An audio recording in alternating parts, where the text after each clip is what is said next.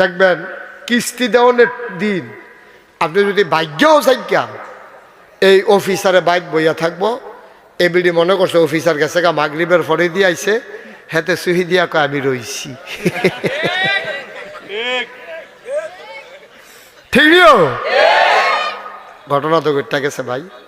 তাই মনে মনে করি হুন্ডাটা হইলি রে ফাউডি দৌড়ে উড়ে রে, সাইকেল চালাইতে বয়স হয়েছে, হুন্ডাটা হইলে দেখলি হইল কেমন ফাত করে গেলাম, চট করে আই ফেললাম, হইল চট করে ঢুকে লাইলাম, হইল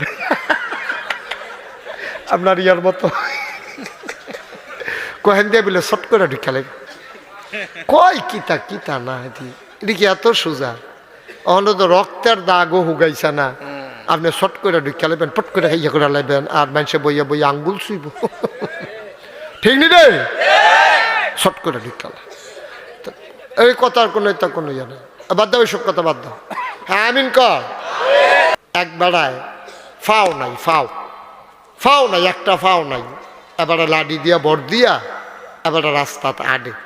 মানে এবারে যদি জিগা আপনি কি চান, এবারে কিতা কইব, এবারে কইব যে আরে ভাই আপনি জিগাইছেন, আল্লাহ যদি আমার একটা ফাও দিত, কিচ্ছু চাইলাম না, হইলো কাম লাগলে ভিক্ষা করে খাইলাম, ওই কাম লাগলে না খাইয়া থাকলাম, বলি একটা ফাওয়ার জ্বালায় ফলাফানে দৌড় দেয়, ফুটবল খেলে, হ্যাঁ কি সুন্দর জুড়ে জুড়ে আড়ে ফথাত ফথাত করিয়া, আর আমি গিয়াসের হাঁটতাম ফাটি না লাডি দিয়া বর দিয়া। এই আমার যদি একটা ফাও হইতো, আমার জীবনে কিচ্ছু চাইলাম না।